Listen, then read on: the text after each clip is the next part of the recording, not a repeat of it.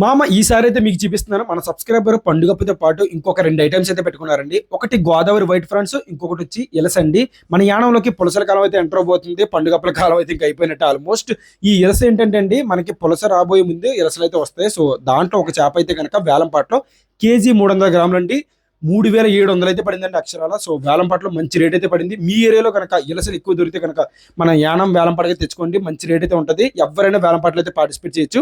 So ఈయనకి ఇలసతో పాటు మనకి గోదావరి ఫ్రాన్స్ వచ్చి మనకి 2 కేజీలు మీట్ అయితే వచ్చిందండి ఆఫ్టర్ క్లీనింగ్.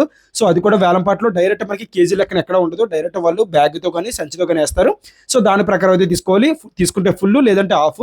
సో అదే విధంగా మనకి పండుగపు వచ్చి 5.5 కేజీలు అయితే తీసుకున్నామండి. ఆయనకైతే మంచిగా వచ్చిందండి, మీట్ కూడా ఫ్రెష్గా. దానికి సపరేట్ చేసి ప్యాకెట్స్ కింద అయితే పెట్టాం. మనకి 5 కేజీల 600 గ్రాముల చేప వచ్చి మనకి 4900 అయితే పడిందండి. ప్రజెంట్ అయితే మంచి రేట్ అయితే ఉంది యానం గోదావరిలో పండుగ రేటు కూడా.